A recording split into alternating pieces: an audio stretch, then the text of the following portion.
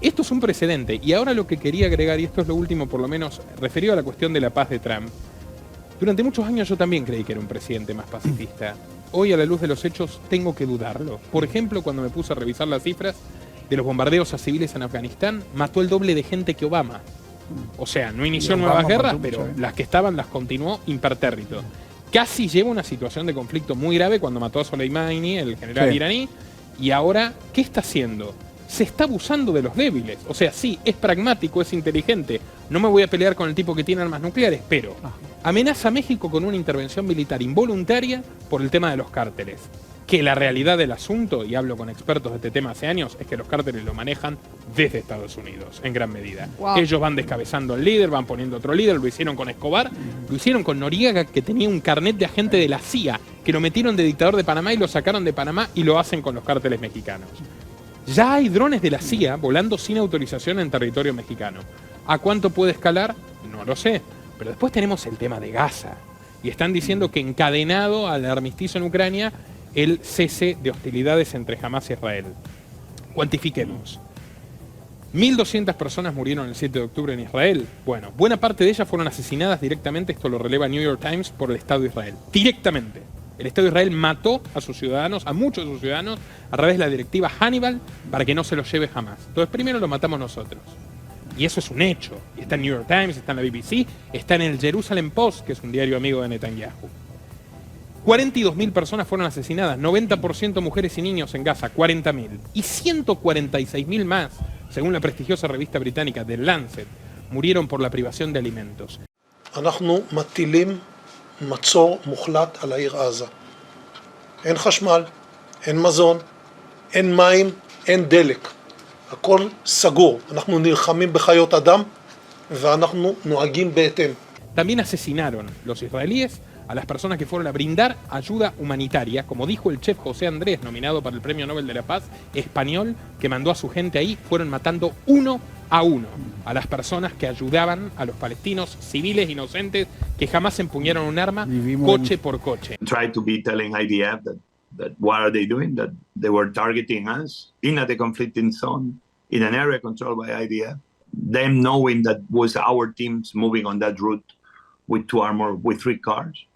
Quisiera escuchar, por favor, que escuchaba a Juan Carlos, porque yo sé que vos sos un experto también en esa área específica. Una sola cosa que te voy a decir, y la verdad que vamos a chocar con esto. En Gaza no hay nadie que sea inocente, así de simple. Con eso ya te puedo decir todo. No hay nadie inocente. Es simple, no hay 90% de niños muertos no son inocentes. Son parte, son escudos. ¿La vida de los israelíes vale más que la de los palestinos? No, ninguna vida vale más que otra. Pero son escudos, fueron utilizados por escudos. O sea, nos vamos a salir un poco del tema, pero los chicos, los niños que murieron, porque sí murieron en una guerra, muere gente, esa gente fue utilizada como escudo, simplemente. Y lo que pueden decir, lo que sea, pero esa gente fue utilizada como escudo por su propia gente, simple. Las propias Naciones Unidas demuestran que Israel eligió bombardear, por ejemplo, una escuela de la ONU donde no había un terrorista ni a 20 kilómetros de distancia. Bajo las escuelas de la ONU había túneles. Desde las escuelas de la ONU se lanzaban cohetes a Israel. ¿Qué puede hacer Israel? The Times of Israel releva que el director de inteligencia nacional de Benjamín Netanyahu en febrero del año 2020 viajó a Qatar para garantizar que Israel siga financiando a las autoridades de Hamás, que en ese momento estaban exiliadas allí. En 2006, Wikileaks, que es la principal red periodística del mundo, releva que la Embajada de Estados Unidos en Tel Aviv reportaba al gobierno de Bush que Israel había apoyado financieramente a Hamás para que gane las elecciones. Así es. Porque era una coartada para hacer lo que están haciendo, que es una limpieza étnica y un genocidio equiparable al horror que cometió Hitler contra los judíos realmente en los años 40. No hace falta, a Israel no necesita hacer todo eso para limpiar Gaza. Trump está proponiendo llevarse a los palestinos a África contra su voluntad. Son refugiados, son palestinos, son refugiados. Involuntariamente de sus casas, llevárselos contra su voluntad. Y van a tener que irse a Jordania o a Egipto. I'm committed to buying and owning Gaza. As far as us rebuilding it, we may give it to other states in the Middle East to build sections of it. Other people may do it through our auspices. But we're committed to owning it, taking it, and making sure that Hamas doesn't move back. There's nothing to move back into. The place is a demolition site. It'll be, the remainder will be demolished. Everything's demolished. mean, you can't live in those buildings right now. They're very unsafe. But we'll make it into a very good site for future. La propuesta de Donald Trump de tomar el control de la Franja de Gaza no contempla el derecho de los palestinos a regresar al enclave. Así lo confirmó el presidente de Estados Unidos durante una entrevista con la cadena Fox News. No lo tendrían porque van a tener viviendas mucho mejores. Estoy hablando de construir un lugar permanente para ellos porque si tienen que retornar ahora, pasarían años antes de que puedan hacerlo. No es habitable. Estoy hablando de empezar a construir y creo que podría hacer un trato con Jordania, creo que podría hacer un trato con Egipto. Hay que verlo como si fuera un desarrollo inmobiliario para el futuro.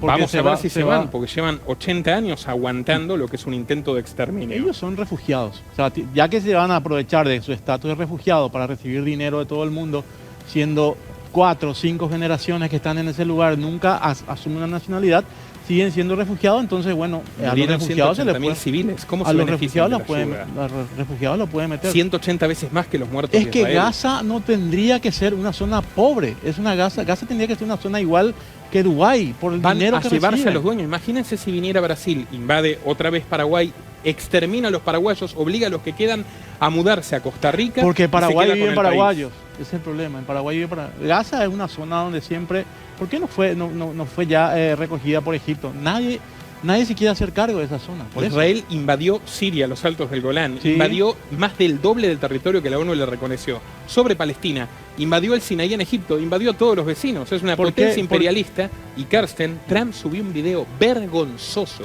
en su cuenta de Truth Social mostrando cómo va a ser Gaza cuando echen a los palestinos de Gaza, que un hotel 5 estrellas, una estatua de oro de Trump, tomando un daiquiri en la playa. Claro.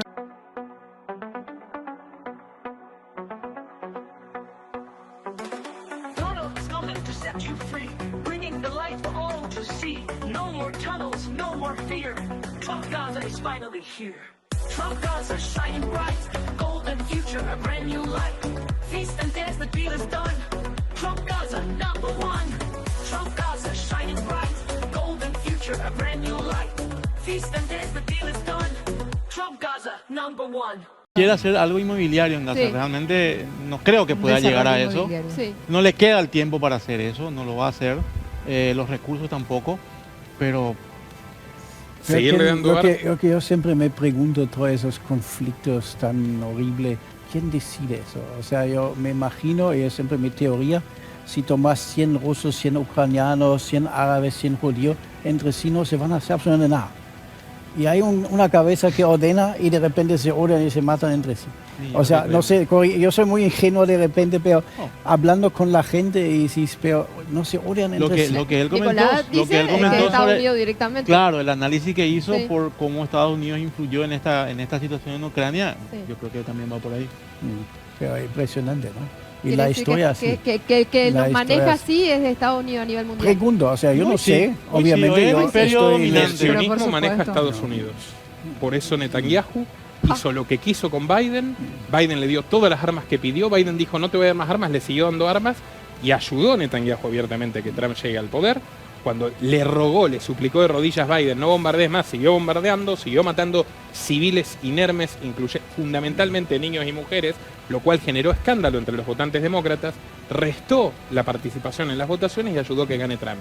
Y ahora Trump promete barrer eso y hacer un nuevo Mónaco sobre la tumba de 2 millones de personas.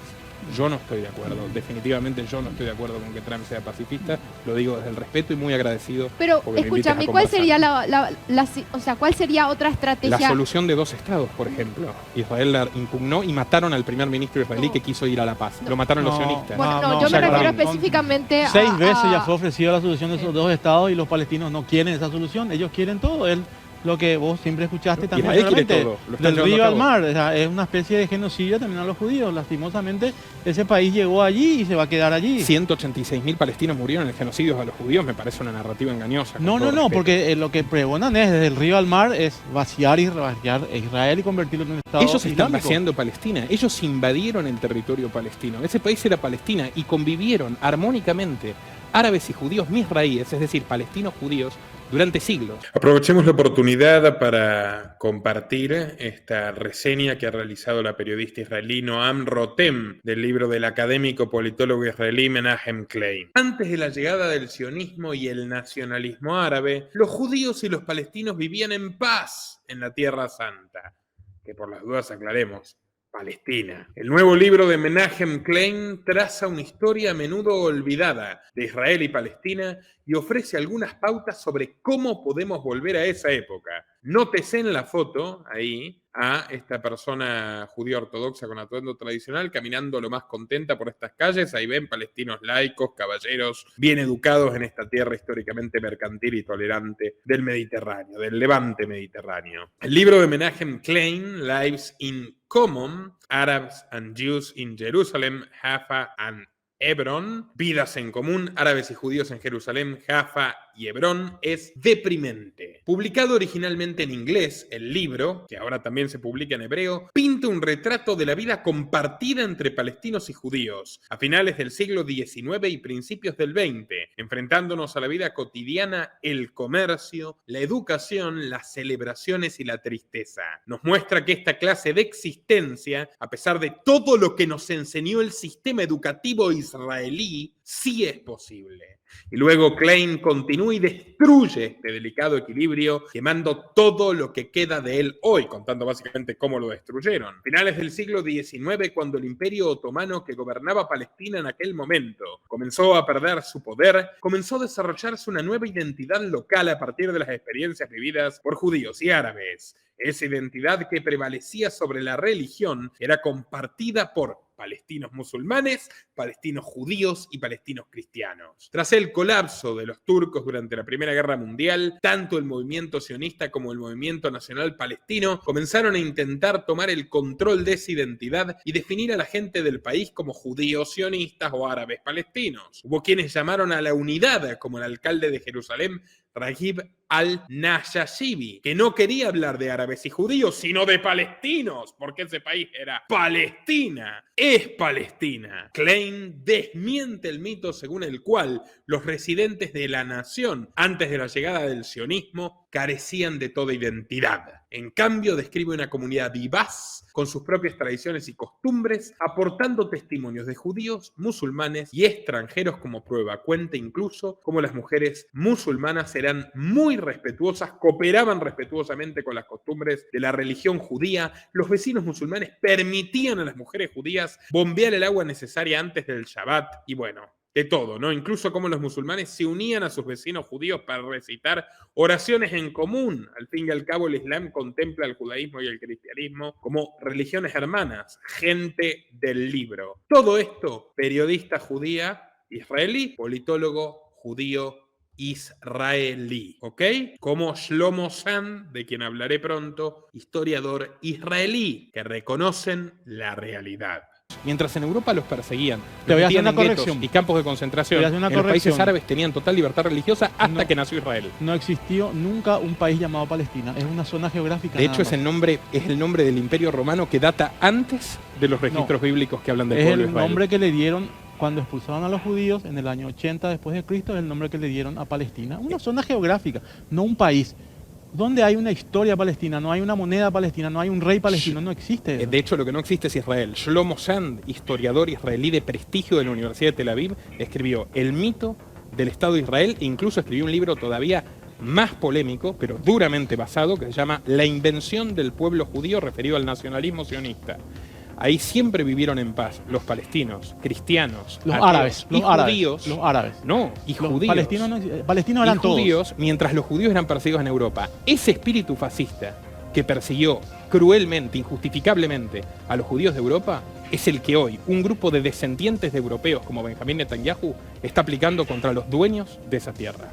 Está bueno poder disentir, me parece. Sí, está buenísimo esto, sí, se aprende un montón. Los términos que utilizás nomás son, para mí son inequívocos.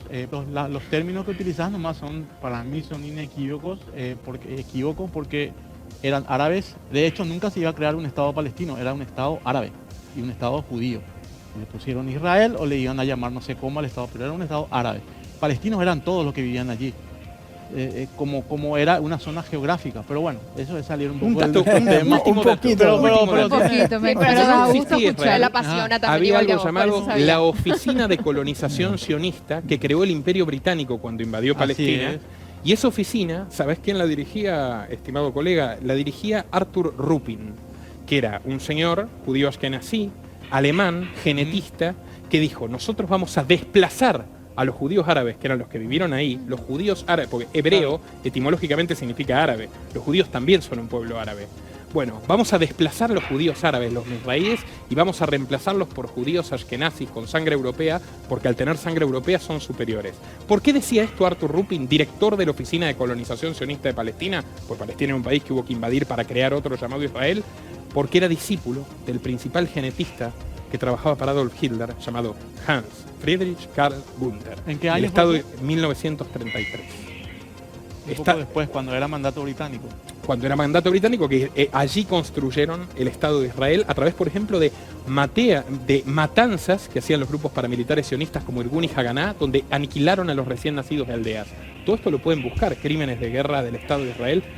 A estas alturas, hasta la Wikipedia tiene información de esto, pero New York Times, la BBC, que es literalmente es la compañía de medios del Imperio Británico, que son los creadores de Israel, ellos mismos publicaron cómo había respeto a la diversidad religiosa e incluso a la diversidad sexual antes de que se instaure el Estado de Israel en ese territorio que era próspero, comercial, abierto, como lo era Siria, como lo era Líbano, como eran todos los países aniquilados desde que Occidente decidió meterse ahí para impedir que los árabes se unan y hagan fuerza común contra su colonialismo. Es simpático, pero si no hubiese ocurrido el ataque, la masacre del 7 de octubre, no hubiésemos hablando de esto. La permitió Israel. No íbamos a hablar de esto. 8 horas tardaron en llegar al sitio de la masacre. 8 horas. Bueno, simplemente era como una postilla de mi parte para complementar que no creo que Trump esté llevando una política pacifista con este trato a Gaza. Le pega. Era el Trump que empezamos hablando. No, claro, por el plan que tiene para Gaza. Sí.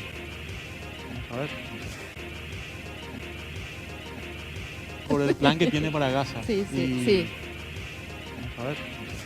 Y no en vano, un fervoroso nazi, Arthur Ruppin, discípulo del genetista número 1 de Hitler, Hans Friedrich Karl Gunther, se convirtió en director de la Oficina de Colonización Sionista por aquellos años. De acuerdo a su desquiciada teoría del supremacismo racial, Ruppin priorizaba la inmigración de colonos judíos ashkenazis en Palestina y discriminaba a los sefarditas porque no tenían sangre aria, básicamente porque eran semitas de verdad. También sostuvo que debían expulsar a los misraíes, es decir, a los palestinos judíos que vivieron allí durante generaciones y generaciones y que eran realmente dueños de esa tierra, no como los inmigrantes europeos que llegaron a punta de fusil. Bueno, aquí llegamos finalmente a algo que omite la propaganda sionista y pro-israelí, la tergiversación de la historia, que es el Acuerdo de Havara, un pacto firmado el 25 de agosto de 1933 entre el gobierno nazi y los delegados sionistas del proyecto de Israel en Alemania, así como lo oyen, así como lo ven. El Havara, transferencia en hebreo, fue establecido luego de 3 meses de conversaciones entre el Ministerio de Economía del Reich,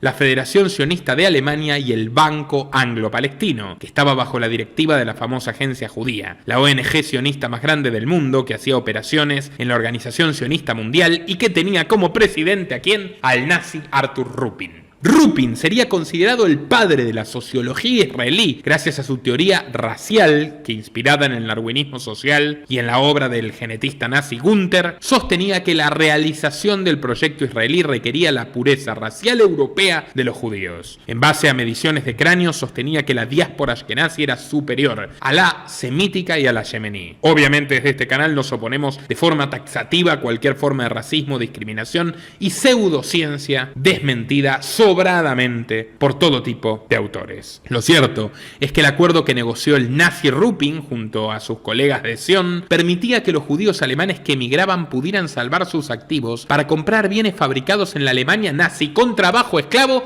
de los judíos que ya estaban encerrando en campos de concentración. Entre 1933 y 1937 se exportaron $35 millones de la época de bienes de la Alemania nazi a la Palestina ocupada por los sionistas europeos. y bajo este programa migraron más de 60.000 personas. De modo que los nazis fueron cómplices directos en la creación del Estado de Israel, que era un sueño de Hitler, ya lo dice en su libro Raza y Destino. Él quería que los judíos formen su propio país y proponía para ello la isla de Madagascar. Pero observando los progresos del proyecto de la patria judía en la Palestina invadida, sintió una gran simpatía por la idea y nunca lo ocultó. Benzion Mileikowski Netanyahu, de 19 años, que decidió sumarse a las facciones sionistas más radicalizadas. Por un lado estaba la Haganá, un club paramilitar creado en 1920, cuyos miembros provenían de las comunidades socialistas kibbutzim y se abastecían comprando armas y municiones extranjeras y montando talleres de granadas. Granadas que luego, por ejemplo,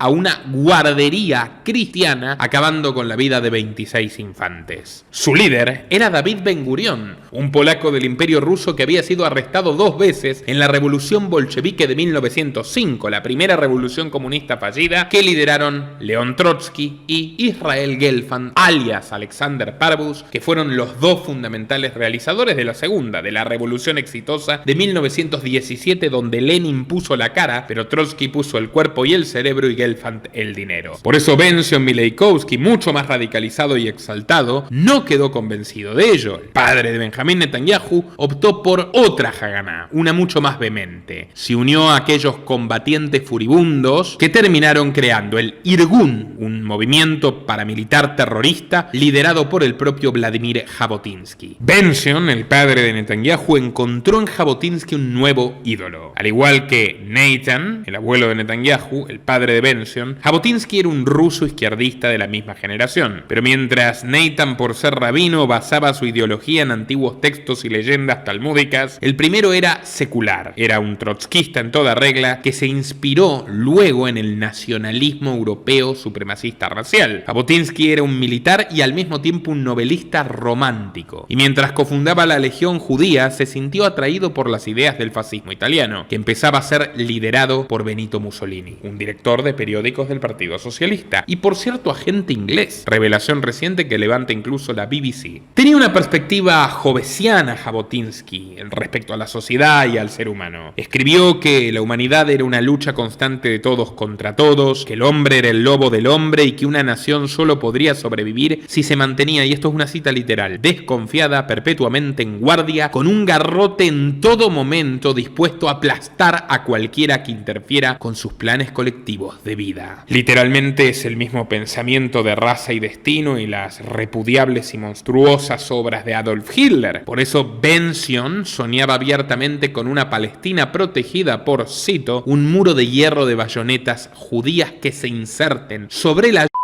de cualquiera que ose discutir los dogmas de nuestro pueblo. Era tan radical que hasta los propios británicos lo vieron como un agitador, luego de que brinde un discurso feroz donde acusó al imperio inglés de ser antisemita, el imperio que estaba robando Palestina y entregándoselas en cuotas a los sionistas. Bueno, para él, los políticos de Londres eran demasiado moderados y servían a los intereses árabes, cuando irónicamente su pequeña milicia dependía de la protección inglesa. Para septiembre, el gabinete británico se cansó de esas tierras hostiles y decidió deshacer el mandato. Los combatientes de Sion ya eran una potencia militar regional. La Haganá formó la unidad élite Palmaj y la fuerza terrestre del Hish, conformando 35.000 soldados con 10.000 fusiles y cientos de ametralladoras y morteros que no tardarían en usarse. El 1 de enero de 1948 pasó a la ofensiva atacando la aldea cercana de Balad al-Jaig y matando a docenas de hombres, mujeres y niños árabes, incluyendo bebés. Entraron casa por casa de los recién nacidos para terminar con ellos, cual Herodes. 4 días después colocaron una bomba en el hotel Semiramis que acabó con la vida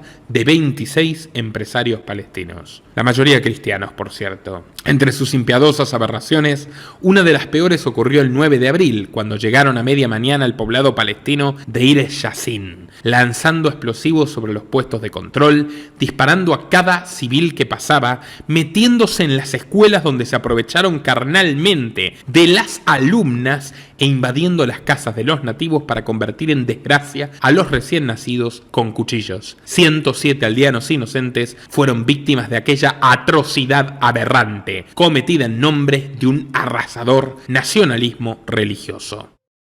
Nuestro trabajo depende de tu apoyo. Para que siga siendo posible, realiza tu aporte desde tan solo $3 por mes a través de Patreon, en los enlaces que figuran en la descripción o en el comentario fijado. También podés hacerlo vía Bitcoin o desde la opción Unirte de YouTube. Y si estás en Argentina, elegí el medio de pago de tu preferencia a través de Mercado Pago. Quienes nos apoyen en Patreon a partir de $5 mensuales tendrán acceso a análisis, entrevistas, conferencias y documentales exclusivos. También tenemos opciones para sponsors. Así que publicita con nosotros a través de patreon.com/Nicolás Moraz.